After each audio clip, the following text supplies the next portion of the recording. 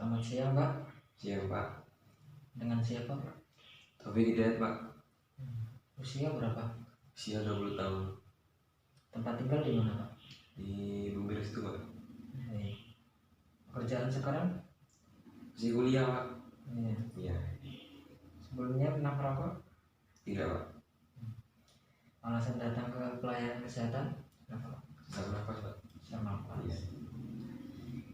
Sudah berapa lama mengalami keluhan sesak nafas? Dari waktu SD itu Pak. Oh, SD. Iya. Sebelumnya pernah berobat? Udah Pak, di puskesmas terdekat sini. Di puskesmas ya. Sebelumnya juga pernah dirawat? Belum Pak. Belum. Iya. Riwayat penyakit keluarga yang sama dengan Bapak? Ibu Pak. Ibu juga ya? Iya. Baik, Pak.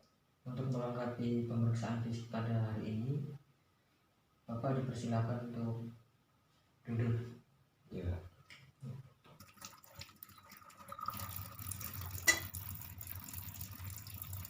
Pemeriksaan fisik umum yang berhubungan dengan kelainan respirasi. Pemeriksaan ini untuk melihat beberapa kelainan di organ lain yang berhubungan dengan sistem respirasi. Pertama, pemeriksaan konjungtiva dan sklera. Kedua, melihat muka apakah ada edem. Ketiga, melihat bibir dan kulit apakah sianosis. Keempat, memeriksa kelenjar getah bening leher, supraklavikula dan infraklavikula. Kelima, pemeriksaan ekstremitas untuk melihat adanya clubbing fingers. Inspeksi. Pemeriksaan sistem respirasi dimulai dengan inspeksi, yaitu pengamatan yang dilakukan pada pasien. Inspeksi dapat dilakukan pada keadaan statis dan keadaan dinamis. Inspeksi dalam keadaan statis dimulai dengan mengetahui atau memahami anatomi dada.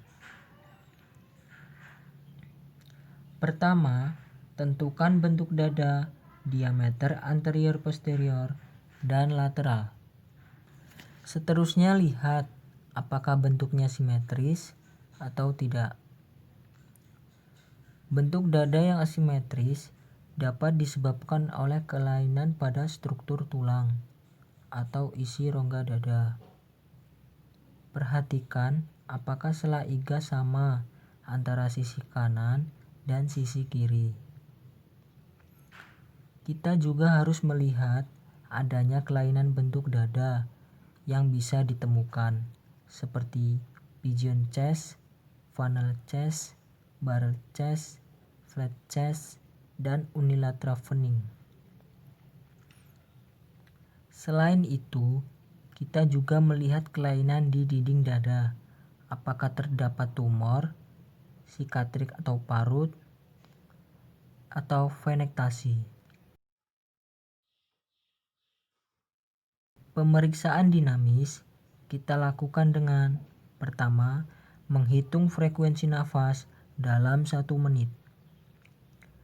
Menilai apakah ada pola pernapasan abnormal seperti Kussmaul, asthmatic breathing, can't stop, atau Bayern. Ketiga, menilai apakah ada otot-otot bantu pernafasan yang bekerja. Keempat, menilai apakah pergerakan dinding dada kanan dan kiri simetris. Tarik nafas, keluarkan lagi. Tarik nafas, keluarkan lagi. Palpasi. Pemeriksaan palpasi memberikan penegasan tentang penemuan yang diperoleh pada inspeksi. Kita akan melakukan yang pertama, palpasi pada trakea. Palpasi untuk menilai pada waktu inspirasi, trakea akan tertarik ke bawah menilai apakah ada deviasi trakea. Kedua, palpasi umum dinding dada untuk menilai adanya krepitasi nyeri tekan atau tumor.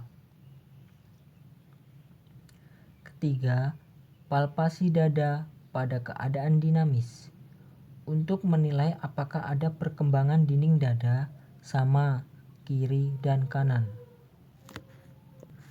Keempat, pemeriksaan taktil primitus. Perkusi.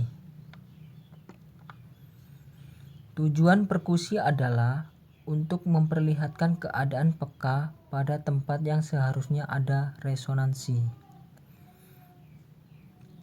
Pertama, membandingkan paru kiri dan kanan, secara normal akan terdengar bunyi sonor. Kedua, menentukan batas jantung kiri. Ketiga, menentukan batas jantung atas.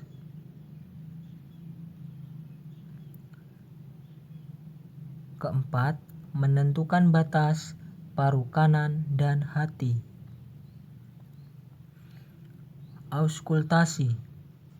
Pemeriksaan auskultasi dilakukan secara tidak langsung dengan menggunakan stetoskop. Pasien sebaiknya disuruh bernapas dengan mulut. Pada pemeriksaan ini, kita akan mendengarkan suara utama, yaitu suara nafas trakeal. Pada daerah trakeal, di mana durasi ekspirasi sama dengan inspirasi, dengan intensitas sangat keras dan pitch yang tinggi. Kedua, suara nafas bronkial. Pada daerah suprasternal, di mana durasi ekspirasi lebih panjang dibandingkan dengan inspirasi, dengan intensitas keras dan pitch yang tinggi. Ketiga, suara nafas bronkofesikuler dapat didengarkan pada ruang RIC 1 dan 2 dekat dengan sternum, di mana intensitas sedang dan pitch yang sedang. Keempat, suara nafas vesikuler. Hampir di seluruh lapangan paru, di mana durasi suara ekspirasi lebih panjang, intensitasnya sangat lunak dengan pitch yang rendah.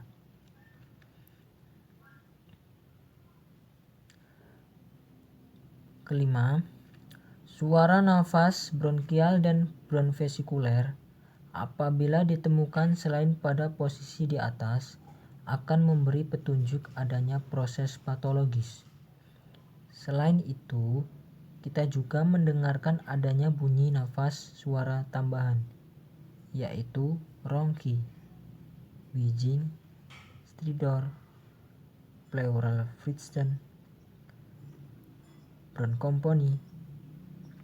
Adanya bunyi nafas tambahan juga memperlihatkan kemungkinan adanya proses patologis atau kelainan pada sistem respirasi. Pemeriksaan fisik paru bagian belakang atau punggung dapat dilakukan pada posisi pasien duduk membelakangi pemeriksa.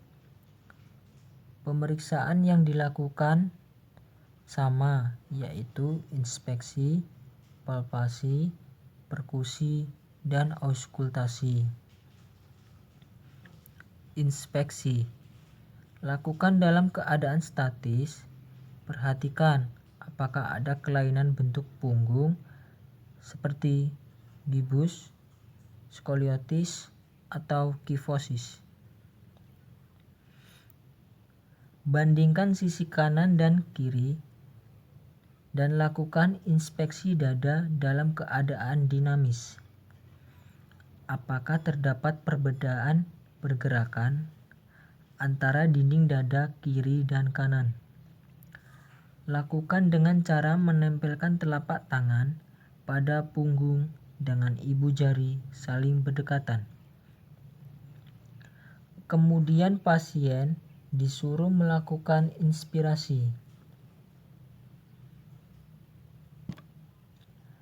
Perhatikan apakah terdapat perbedaan pergerakan tangan kiri dan kanan. Palpasi.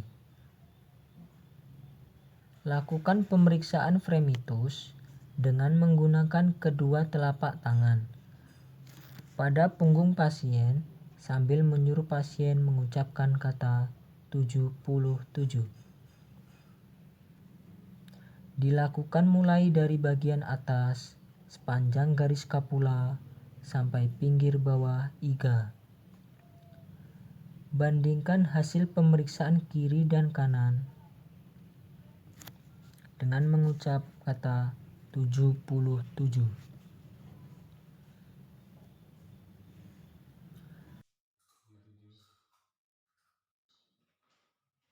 Lakukan pemeriksaan perkusi mulai dari bagian atas dada.